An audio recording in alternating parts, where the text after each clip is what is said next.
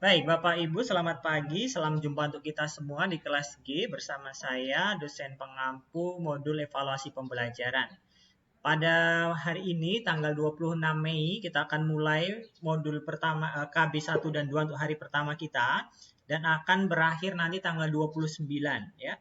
Berarti hari Minggu kita libur Bapak Ibu ya. Minggu itu kita silakan istirahat, hari Tuhan ya, sembahyang, melaksanakan tugas-tugas yang pastoral silakan berpastoral, katekis karena kita juga katekis ya. Nah, jadi kita hari Jumat, Sabtu, lanjut lagi hari Senin nanti tanggal 29 pada hari ketiga. Saya akan share dulu introduksi awal tentang ya. Ini mungkin Bapak Ibu sudah tahu ya, tapi ini hanya gambaran singkat saja. Jika kemarin mungkin ada dosen yang belum menjelaskan, nah saya jelaskan. Jadi seperti ini refreshment ulang sedikit saja, hanya 2 slide saja. Rekognisi Bapak Ibu sekarang ini sedang dalam tahap pendalaman materi pedagogi dan profesional ya, 5 SKS selama 30 hari sampai dengan nanti tanggal 21 Juni. Nah, jangan lupa tugas Bapak Ibu itu RPL ya. Jadi sambil pendalaman materi, silahkan sambil mencicil untuk mengupload RPL. Jadi kalau ada waktu libur seperti hari Minggu ya, meskipun kita Minggu itu libur untuk sembahyang, tapi kalau bisa disempatkan mungkin sore hari kah ya, sore hari sampai malam itu untuk mengupload dokumen-dokumen RPL ya. Karena waktu kosong itu silahkan manfaatkan sebaik-baiknya. Kalau sudah kuliah pendalaman materi itu biasanya tidak sempat lagi karena Bapak Ibu pasti akan sibuk dengan mengerjakan tugas-tugas. Jadi RPL jangan lupa ya. Jangan sampai sibuk dengan pendalaman materi lupa untuk tugas utamanya, salah satunya adalah mengupload dokumen-dokumen RPL. Silakan dilengkapi dan diupload, nanti batas akhirnya itu sebelum UKIN. UKIN itu bulan Agustus ya Bapak ya, tapi kalau bisa bulan Juli itu paling lambat Juli ya, itu sudah beres semua. Jangan sampai nunggu Agustus supaya kita bisa mempersiapkan diri. Nah, memang untuk penilaian RPL belum dimulai. Dosen akan menilai RPL nanti minggu depan. Nah, mulai menilai itu minggu depan. Tapi dari sekarang Bapak Ibu sudah bisa upload. Dan saya lihat sudah banyak yang mengupload RPL Bapak Ibu. Sudah banyak, sudah puluhan yang mengupload RPL dan sudah menyelesaikan RPL-nya malahan. Ya. Tetapi bagi yang belum, jangan kecil hati, masih banyak waktu. Silakan gunakan waktu yang ada ini untuk mempersiapkan RPL dengan baik. Nah, lalu SKS-nya itu 5 ya untuk pendalaman materi. Lalu nanti setelah itu Bapak Ibu akan masuk di pengembangan perangkat pembelajaran ya. Kurang lebih 20 hari dan kemudian PPL ya. PPL itu nanti di tempat Bapak Ibu masing-masing, di sekolah tempat Bapak Ibu boleh, di sekolah lain yang terdekat juga boleh. Jadi tidak harus di sekolahnya sendiri. Lalu ini alurnya PPG itu seperti ini Bapak Ibu. Bapak Ibu sudah sampai di tahap pendalaman materi di sini ya. Nah, ini kalau saya gambarkan. Nah, ini sudah sampai tahap di sini. Nah, kemudian nanti setelah 30 hari selesai, Bapak Ibu akan melanjutkan di pengembangan perangkat pembelajaran selama 12 hari ya, 20 hari karena ditambah dengan review perangkat pembelajaran di sini. Jadi menyusun perangkat pembelajaran macam RPP, Prota, Promes, lalu silabus sepertinya tidak, materi ajar, media pembelajaran. Nah, lalu nanti direview oleh dosen dan guru pamong. Nanti guru pamong sudah mulai masuk itu di bagian review di sini. Nanti bukan hanya dosen sendiri tapi dengan guru pamong. Lalu setelah itu ada ujian komprehensif, ada ujian lisan ya. Ujian lisan itu hanya dengan dosen dan guru pamong. Bapak Ibu akan ditanya tentang kemampuan dalam penguasaan perangkat pembelajaran ya, tentang komponen-komponen perangkat dan juga tentang lokakarya. Nanti itu tapi itu nanti ya pada saat bulan depan, bulan Juni. Bukan bulan Juni, ini kurang lebih bulan Juli, pertengahan Juli ya. Ujian komprehensif itu semacam ujian lisan satu mahasiswa dengan satu dosen dan satu guru pamong tentang penguasaan perangkat pembelajaran. Jadi nggak usah khawatir kalau Bapak Ibu menyusun perangkat pembelajaran sendiri, pasti dengan mudah ya. Lalu kemudian setelah itu Bapak Ibu akan mengikuti PPL selama tiga 3 kali, artinya Bapak Ibu praktik mengajar itu 3 kali dengan siswa yang sesungguhnya, dengan siswa yang real di sekolah. Boleh di sekolah Bapak Ibu sendiri ditugaskan atau di sekolah lain ya, yang terdekat. Intinya memudahkan Bapak Ibu. Nanti akan ada surat pengantar dari LPTK untuk izin PPL gitu ya, jika itu dilakukan di sekolah lain. Nah, kalau sudah lulus semua proses ini Bapak Ibu, kemudian baru terakhir Bapak Ibu mengikuti UKM PPG.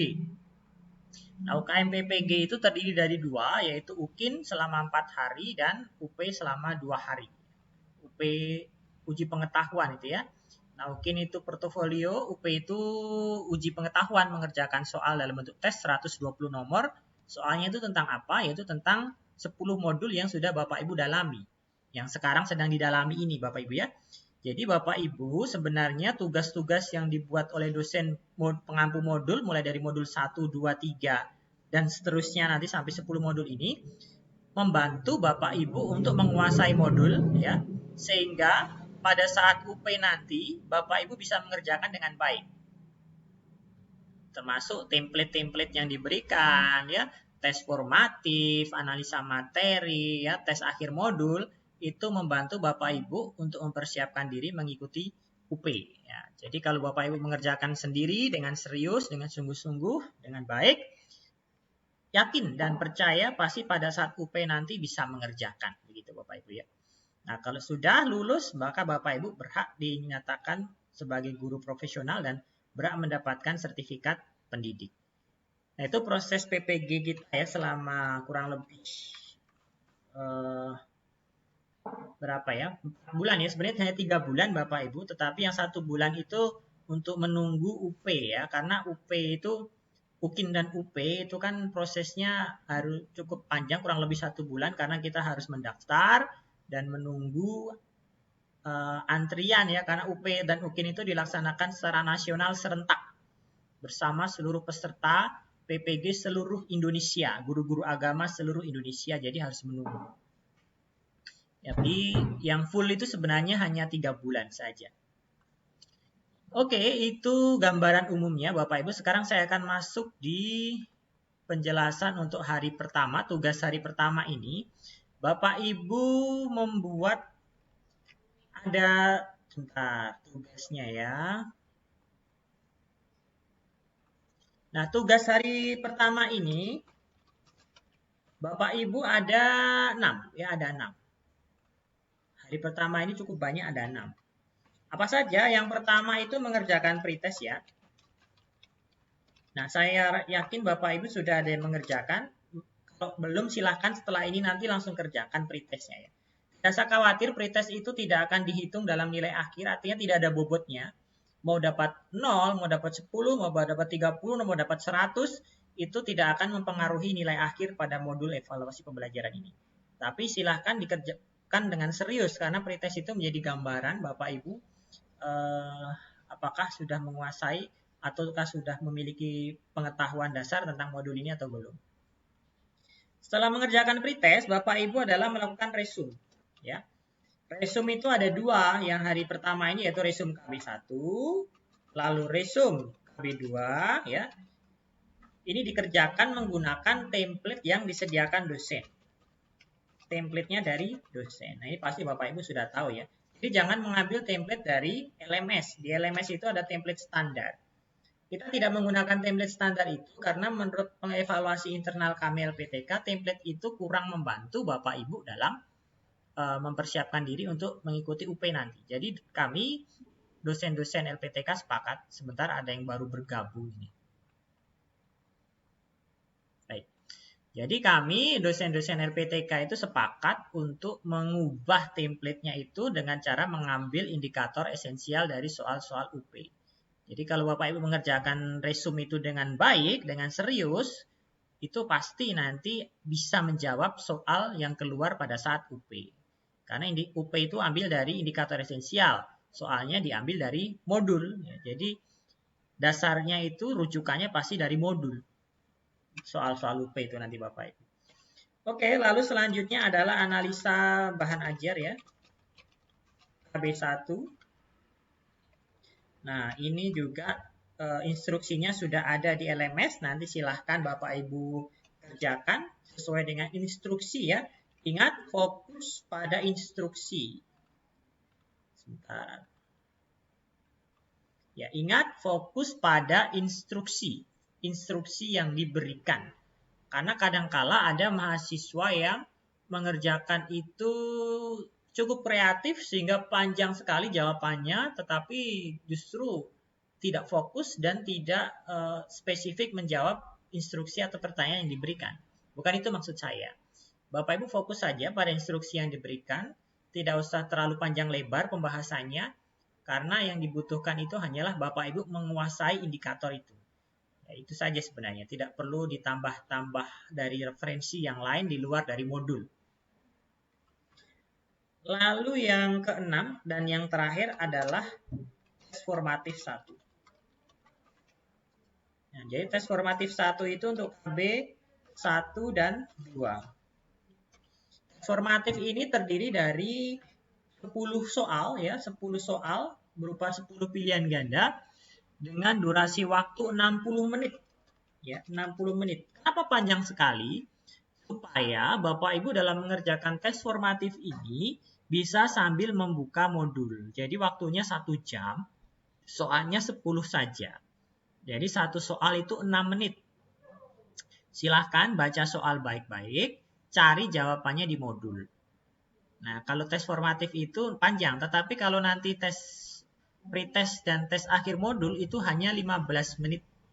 Maka beda, kalau tes akhir modul nanti Bapak Ibu tidak bisa membaca modul lagi. Baca, kerjakan, baca, kerjakan. Tapi kalau tes formatif ini kan latihan saja sebenarnya. Oke, itu tugas untuk hari pertama ini Bapak Ibu ya. Jadi ada 6, silahkan kerjakan semua hari ini sampai nanti malam saya tunggu. Nah, dan kerjakannya berurutan. Resume dulu KB 1, 2 beres, baru masuk di analisa bahan ajar. Analisa bahan ajar beres, baru terakhir tes formatif. Jangan dilompat-lompat. Ntar ada yang baru bergabung dulu. Ya, jadi saya ulangi ya.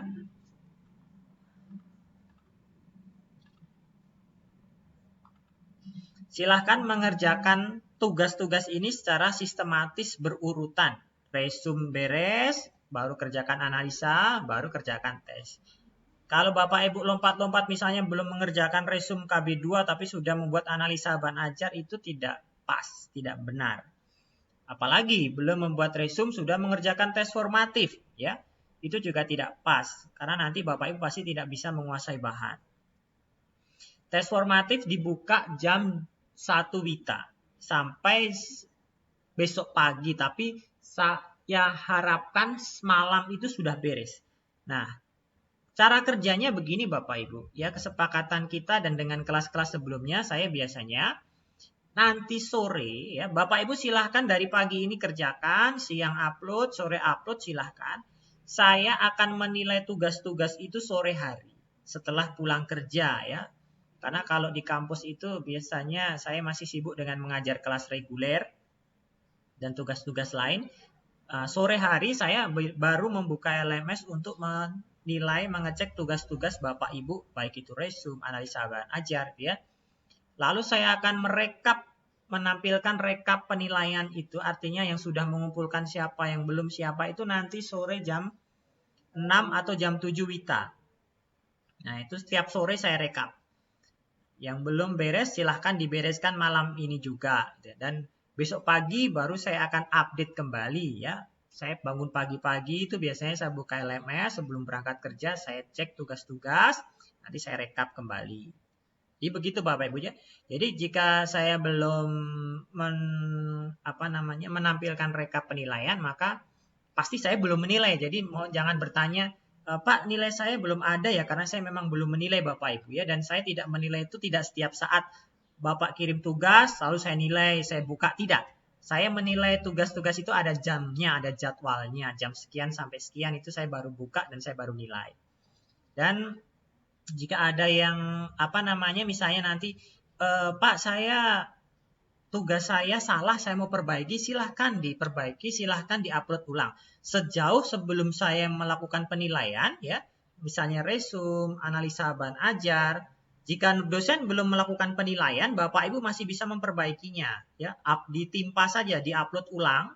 Kalau analisa bahan ajar tinggal diedit saja, ya. Kalau plagiarismenya di atas 50%, pasti akan saya kembalikan untuk diperbaiki. Diperbaiki itu maksudnya diparafrase itu ya Bapak ya. Diparafrase itu artinya diedit kata-katanya supaya tidak terdeteksi plagiat atau mirip. Nah, itu nanti kalau Bapak Ibu ketika upload sudah tahu dengan sendirinya, lah ini kok plagiarisme kemiripannya tinggi sekali, misalnya 55% atau 60%, tidak usah WA saya, tidak usah tanya saya, Bapak Ibu inisiatif langsung perbaiki saja, tidak perlu menunggu rekap nilai sore hari juga, langsung diperbaiki dan diupload ulang. Nah, begitu saja ya kesepakatannya. Karena kalau nanti sore hari saya temukan yang plagiatnya di atas 50%, sesuai anjuran dari pengelola program studi, dosen harus mengembalikan tugas itu kepada mahasiswa untuk diperbaiki. Begitu. Itu untuk tugas-tugas hari pertama ini. Jadi nanti sore jam 6 baru saya akan melakukan rekap penilaian. Sore hari saya baru akan menilai. Lalu untuk resume ya, saya jelaskan dulu untuk resume-nya. Nah, resume KB1 nanti silahkan menggunakan resume ini. Saya share dulu di grup. Nah, Bapak Ibu ya, saya share di grup kelas G. Jadi silakan mengerjakan dengan template yang ada, yang sudah share di grup. Bapak Ibu nanti untuk KB1 fokus saja pada instruksi yang ada di sini ya. Jadi pertanyaannya di bawah ini ya, berdasarkan modul uraikanlah jenis-jenis instrumen pengukuran ya. Jadi baik tes maupun non tes untuk mengukur hasil belajar siswa dalam ranah kognitif, afektif dan psikomotor. Bapak Ibu hanya diminta untuk menguraikan jenis-jenis teknik pengukuran, baik yang tes ataupun non tes. Tes itu contohnya ya tes tertulis itu kan pilihan ganda, uraian, isian ya. Tes kalau yang non tes itu macam portofolio, observasi, wawancara gitu ya. Nanti silahkan diuraikan berdasarkan modul. Nah, oke itu lalu refleksi ya, hasil kajian modul nomor 1. Lalu refleksi artinya setelah Bapak Ibu mendalami materi ini, apa hal baik yang Bapak Ibu peroleh ya. Refleksi itu kan memaknai ya, pemaknaan atas kajian. Bagaimana misalnya apa manfaatnya bagi pengembangan saya, profesi saya sebagai seorang pendidik, sebagai seorang guru setelah mempelajari modul tersebut, KB1 tersebut. Silahkan nanti uraikan di refleksi sini. Nah, tidak perlu panjang lebar seperti yang saya sampaikan tadi Bapak Ibu, fokus pada instruksi yang ada ya, dan lihat saja materi dari modul. Jangan copy paste dari internet, karena materi dari internet itu meskipun sangat baik sekali, tetapi itu tidak digunakan di modul. Artinya tidak ada gunanya bagi Bapak Ibu, tidak membantu Bapak Ibu untuk persiapan UP nanti. Karena seperti saya tadi sampaikan, soal-soal UP itu dikembangkan dari modul yang Bapak Ibu miliki, yang modul kita sekarang ini. Bukan ngambil dari internet, bukan ngambil dari buku yang ada di perpustakaan atau apa, tidak. Tapi sumbernya adalah dari modul. Jadi Bapak Ibu mengerjakan template ini, gunakan sumber satu-satunya hanya dari modul untuk hasil kajian ini ya, nomor 1 ini. Nah, karena kemarin tuh banyak yang copy paste dari internet, itu tidak bermanfaat dan bukan itu yang diminta ya. Lihat saja dari modul, kajian modul ya. Kalau tidak nanti yang rugi Bapak Ibu sendiri. Oke, lalu yang kedua, KB2.